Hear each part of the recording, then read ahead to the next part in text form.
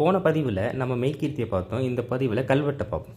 கீழப்பழுவூர் சிறுமூலேஸ்வரர் கோவிலில் உள்ள முதலாம் குலத்தவங்களுடைய கல்வெட்டில் மெய்கீர்த்தி பகுதியை போன பதிவில் பார்த்தோம். இன்னைக்கு கல்வெட்டை பார்ப்போம். கல்வெட்டு கோவிலோட 2ஆம் பிராகாரத்து மேற்கு சுவரில் முதலாம் குலத்தவங்களுடைய 20ஆம் ஆட்சியாண்டு, அதாவது கிபி 1090ஆம் ஆண்டு கல்வெட்டு.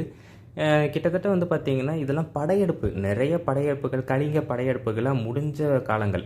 ஏன்னா இந்த மெய்கீர்த்தியே இயற்றப்பட்டிருக்கு அப்படின்னா இதெல்லாம் முடிஞ்சிருக்கு. ஆனால் எனக்கு தெரிஞ்சு இந்த கல்வெட்டில் பார்த்திங்கன்னா கலிங்க படையெடுப்பும் சொல்லப்படலை. ஒருவேளை அதற்கு பிறகு தான் கலிங்க படையெடுப்பு அவர் மேற்கொண்டிருப்பாருங்கிற மாதிரி எனக்கு தோணுது. கல்வெட்டுக்கு வரும். யாண்டு 20வது உத்தோங்க தொங்க வளநாட்டு குன்ற கூற்றத்து பிரம்மதேயம் சிறுபழுவூர் சபையும் விருதராச பயங்கர வானகோவரைய தங்களாட்சி சோமகுல சுந்தரர் விச்சாதிரி ஆழ்வார்க்கு சபை விலையாக விற்று கொடுத்த நிலமாவது.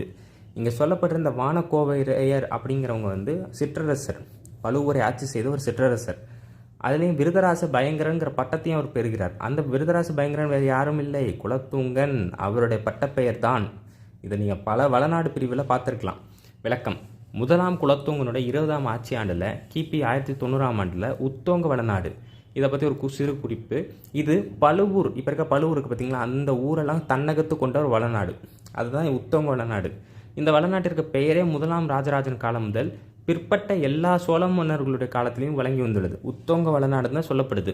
அடுத்து குன்ற கூற்றத்து, இன்னைக்கு இருக்கிற திருச்சி உடையார்பாளையம் தாலுக்கா அரியலூருக்கு அருகில் உள்ள குன்றம் அப்படிங்கிற ஊரை தான் தலைநகராக கொண்டுள்ள ஒரு கூற்றம்.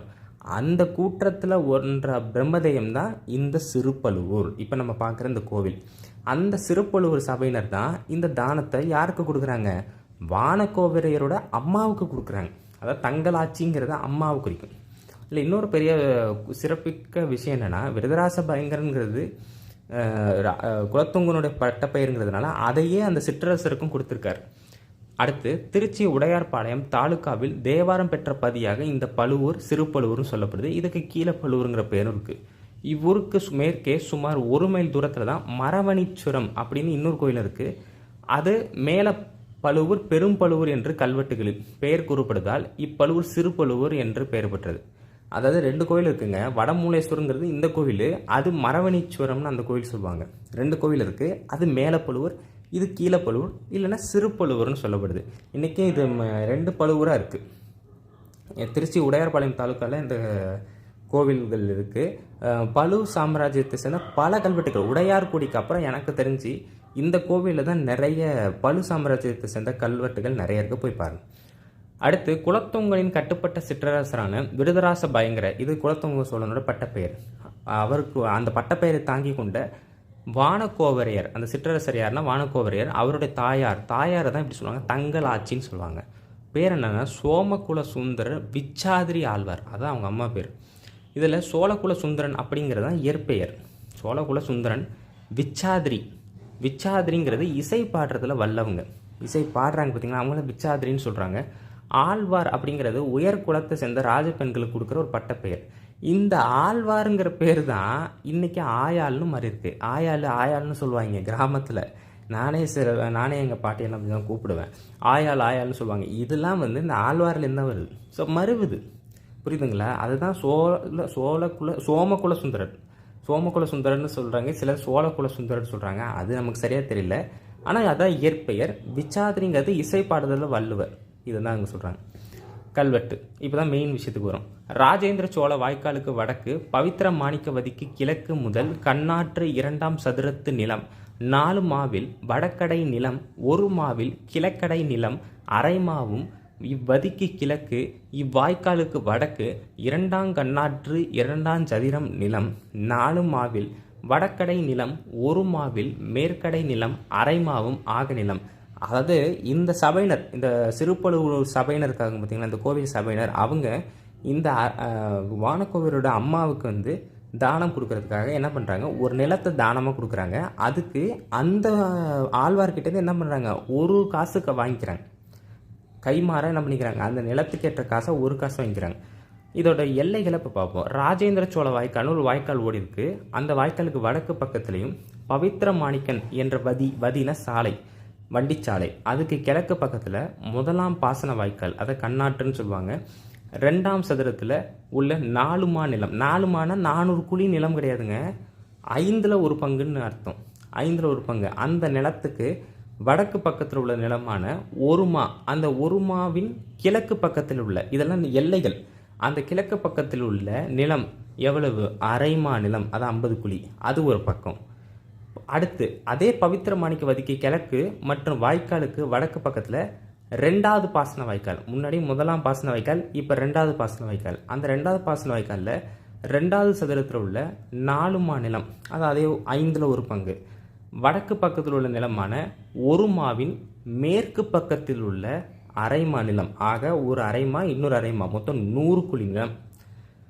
ஒருமா இந்நிலம் ஒருமாவும் இருவருக்கு விற்று, இவருக்குங்கிறது தான் இங்கே இருவருக்குன்னு வருது, இருவருக்கு விற்றுக்கொள்வதாக எம்மில் இசைஞ்ச விளைபொருள் அன்றாட நல்காசு ஒன்று, இக்காசு ஒன்றும் ஆவண கலியகை செல்லற கொண்டு விற்று விளையாவணம் செய்து கொடுத்தோம் பிரம்மதேயம் சிறுபழுவூர் சபையோம் அப்படி சொல்கிறாங்க. நான் இது முதல்ல இந்த சதுர்வேதி மங்கலம், பிரம்மதேயம், அப்புறம் வளநாடு, அதுக்கப்புறம் கூற்றம், அப்புறம் சோழ மண்டலம், இதெல்லாம் என்னங்கிறது தனியாக இன்னொரு காலையில் சொன்னால் தான் இந்த பகுதிகள்லாம் உங்களுக்கு புரியும். அதை நான் சொல்லணும்னு நினைக்கிறேன், அதுக்கு உண்டான டைம் கிடைக்க மாட்டேங்குது. அது கண்டிப்பாக இன்னொரு காலையில் நான் அடுத்து சொல்கிறேன். ஆக மொத்த ஒருமா நிலத்தை, அதாவது 100 கோடி நிலத்தை இந்த விச்சாதிரி ஆழ்வாருக்கு, அதாவது சோமகுல சுந்தர விச்சாதிரி ஆழ்வாருக்கு சபையினர் விற்று கொடுக்க முடிவு செய்து அப்பெண்ணாரிடம், கிட்டத்தட்ட அரசி தான் அவங்க, இருந்தாலும் போட்டிருக்கேன், அப்பெண்ணாரிடம் நிலத்திற்கு உரிய பொருளாக, அதை எம்மில் செஞ்ச விளைபொருள் அன்றைய காலத்தில் இருந்த நல்ல காசுகளில், அதான் அன்றாட நல் காசுன்னு சொல்கிறாங்க. எவ்வளவு? ஒரு காசை சபையினர் பெற்றுக்கொண்டு, ஒரு காசு தான், அதாவது 100 கோடி நிலமே அந்த காலத்தில் ஒரு காசு தாங்க, அதுவும் ஒரு அரசுக்கிட்டேருந்து வாங்கியிருக்காங்க பாருங்க. ஒரு காசை சபையினர் பெற்றுக்கொண்டு இந்த நில ஆவணத்தை, இப்போ இது நிலம் வந்து கை மாறுதுல, ஒரு ஆளுக்கு விற்கப்படுதுல, அதை பதிவு செய்யணும்ல, ரிஜிஸ்டர் பண்ணணும்ல, அதை ரிஜிஸ்டர் பண்ணுறதுக்கு பேர் தான் இது ஆவண களரி. சில கல்வெட்டுகளில் ஆவண கலிகைன்னு இருக்குது, அது ஒவ்வொரு கல்வெட்டுக்கு ஏற்ற மாதிரி மாறும். இதில் ஆவண கலிகைன்னு சொல்கிறாங்க, சிலதில் ஆவண கலரின்னு இருக்கும். முதல்ல இந்த ஆவண கலிகைன்னா என்ன சொல்லிடுறேன், பதிவாளர் அலுவலக ஆவணம், அதான் இதோட அர்த்தம். அது ஒரு உரிமை சீட்டு, ஒரு ரிஜிஸ்ட்ரேஷனுக்கு உண்டான சீட்டு மாதிரி. களரி என்பது பதிவு செய்யும் இடம், களரி அப்படிங்கிறது பதிவு செய்கிற இடம். தற்பொழுது ஆவண உரிமைகளை பதிவு செய்யும் ரிஜிஸ்டருக்கு உண்டான லைசன்ஸ் இருக்குது பார்த்தீங்களா, அதை பதிவு செய்கிற அலுவலகத்தை தான் பதிவாளர் அலுவலகம் சொல்லுவாங்க. சோழர் கால ஆட்சியில் நிலம், பணம், தங்கம் மற்றும் பிற பொருட்களுடைய அந்த டிரான்சாக்ஷன்ஸ் எல்லாத்தையுமே இந்த மாதிரி ஆவணச்சுவடியில் தான் என்ன பண்ணிக்கிறாங்க, பதிவு செஞ்சுருக்காங்க. அதுக்கு பேர் தான் ஆவண கலிகை. அந்த இடத்துக்கு பேர் ஆவண கலிகை. செஞ்சுட்டு அதை தான் பதிவு செய்து விளையாவணம் செய்து விற்று கொடுத்துள்ளனர் பிரம்மதேயமான பழுவூர் சபையினர். விளையாவணம்ங்கிறது என்னன்னா, ஒரு நிலத்தை கொடுத்துட்டு அந்த நிலத்திற்கு உண்டான பணத்தை திருப்பி வாங்கியிருக்காங்க, அதுதான் விலை ஆவணம். விலை கொண்டு அந்த இதை நிலத்தை கொடுத்து இவங்களும் அந்த காசை பெற்றுக்கொண்டு அதை ஆவணமாக எழுதியிருக்காங்க. அதுதான் ஆவண கலரில் நம்ம பதிவிடுறோம், அதுக்கு பேர் விலை ஆவணம். சில கல்வெட்டில் நில விலை ஆவணம்னு வரும், அதுவும் கிட்டத்தட்ட வரும், பட் இந்த கல்வெட்டில் வரல. சரிங்களா, அந்த விலை ஆவணம் செய்து விற்று கொடுத்துருக்காங்க இந்த பழுவூர் சபையில். ரொம்ப முக்கியமான கல்வெட்டுங்க, பார்க்க சின்ன கல்வெட்டாக இருந்தாலும் நிறைய இந்த மாதிரி சிற்றரசர்கள் காலத்து கல்வெட்டு நிறைய இருக்குது இந்த கோவிலில். இந்நிலம் ஒரு மாவுக்கும் இதுவே விலையோலை ஆவதாகவும், இதுவே பொருள் மாவருதி பொருள் சிலவோலை காட்ட கடவர் அல்லாதராகவும், இப்படி இசைஞ்சு இக்காசு ஒன்றும் கொண்டு இந்நிலம் ஒரு மாவும் விலைக்கர விற்று பொருளற கொண்டோம் சிறுபழுவூர் சபையும். இது வந்து பார்த்திங்கன்னா, இந்த வார்த்தையை மட்டும் கொஞ்சம் கவனிங்க. இதுவே பொருள் மாவருதி பொருள் சிலவோலை காட்ட கடவர் அல்லாதாராகவும் அப்படின்னு ஒரு வார்த்தை பொதுவாக எல்லா கல்வெட்டுலையுமே சோழர் காலத்து கல்வெட்டில் வரும். இந்த வார்த்தை வந்து எல்லா கல்வெட்டுலையும் நிலவிலை ஆவணப்படி வரும். சரி, இந்த ஒருமா நிலத்தை சாசனமாக, அதாவது வித்துட்டோம் அப்படிங்கிறத ஒரு சாசனத்தில் எழுதுறாங்க. அதுதான் இதுவே விலையோலை ஆவதாகவும் சொல்லிட்டு, மற்றும் பணத்தை பெற்றுக்கொண்டதற்கான மூல சாசனம், மூலப்பட்டயங்கிறது தான் மூல சாசனம். அதுதான் எப்படி சொல்கிறாங்க, இதுவே பொருள் மாவருதி பொருள் சிலவோலை காட்ட கடவர் அல்லாதராகவும் சொல்கிறாங்க. அதாவது இதுக்கு மேலே அதுக்கு உண்டான கேரண்டி வந்து யாரும் காட்ட வேண்டிய அவசியம் இல்லை, ஏன்னா அது இயற்றப்பட்டுட்டு அந்த மூல சாசனத்திலே என்ன பண்ணிட்டாங்க, ரிஜிஸ்டர் பண்ணிட்டாங்க அப்படிங்கிறத இங்கே சொல்கிறாங்க. சொல்லிட்டு இப்படி இசைந்துன்னா அக்ரி பண்ணி இக்காசு ஒன்றும் கொண்டு, ஒரு காசை பெற்றுக்கொண்டு இந்நிலம் ஒருமாவும் முழு விலை பெற்று முழு பொருள் கொண்டுள்ளனர். அதாவது விலைக்கர விற்று பொருள் கர கொண்டோம்னு சொல்கிறாங்க. யார்? இந்த சிறுபழுவூர் சபையினர். சொல்லிட்டு இதோட முடிஞ்சிருது. இவர்கள் பணிக்க இப்பிரமாணம் எழுதினின் மத்தியஸ்தன் பழுவூருடையான் 1000 திருநூற்றுவன் முடிக்கொண்டானேன் இவை எண்ணெழுத்து. இப்படிக்கு சாந்தமங்கலத்து பாலாசிரியர் லக்குவணன் கூத்தப்பண்ணின் இவை எண்ணெழுத்து. இப்படிக்கு பழுவூர் சவாந்து நாராயணன் இவை எண்ணெழுத்து. இதில் இந்த பாலாசிரியர் மத்தியஸ்தன் இதெல்லாம் வந்து ஒரு பொறுப்பு பணிகள். அதில் மத்தியஸ்தன்கிறவங்க யாருன்னா, பொதுவாக ஒரு சபை இருக்காங்கன்னு வச்சுக்கோங்களேன். அந்த சபைக்கு கீழே நிறைய அதிகாரிகள் இருப்பாங்க, ஒரு வேலை செய்கிற ஆட்கள் நிறைய பேர் இருப்பாங்க. அதில் இந்த சபையினர் சொல்கிற ஆணைகளை எழுதுகிறவர் மத்தியஸ்தன். சபையினர் ஆணையிட, அதுதான் பணிக்கன்னு சொல்கிறாங்க, ஆணையிட அந்த பிரமாணத்தை எழுதியவர் மத்தியஸ்தன். அதாவது ஊர் சபையினர் வந்து ஒரு ஆணை வெளியிடுறாங்கன்னு வச்சுக்கோங்களேன். அந்த ஆணை வெளியிடுறதை வந்து செய்கிற ஒரு அதிகாரி, அந்த இதை வந்து செய்கிற ஒரு அதிகாரி, இல்லைன்னா அது ஓலையில் எழுதுகிறவரும் அவர் தான். அவர் யாருன்னா பழுவூர், இதே ஊரை சேர்ந்த 1000 முடிக்கொண்டான் அப்படிங்கிறவர், அவரும் கையெழுத்து போடுறார். அடுத்து இப்படிக்கு சாந்தமங்கலத்தை சேர்ந்த, சாந்தமங்கலம்ங்கிறது இதுக்கு பக்கத்தில் பழுவூர் பக்கத்தில் இருக்க ஊர் தான் போல், பாலாசிரியர். அதாவது பாலாசிரியர்னா பால்வாடி குழந்தைங்கன்னு சொல்லுவாங்களே, அவங்கள மாதிரி குழந்தைங்களுக்கு பாடம் எடுக்கக்கூடிய ஒரு ஆசிரியர், அதான் பாலாசிரியர்னு சொல்கிறாங்க. லக்குவணன் கூத்தப்பண்ணன் அவரும் கையெழுத்து போடுறாரு. அடுத்து இன்னொரு பழுவூரை சேர்ந்த சவாந்து நாராயணன் அவரும் கையெழுத்து போடுறாரு. இவங்கெல்லாம் சாட்சிய கையெழுத்து போல. இது சாந்தி பாலாசிரியர், இன்னொரு பாலாசிரியர், அவர் பேர் வீரநாராயணந்து. அடுத்து இது சாவாந்தி நாராயணன் மாறன்.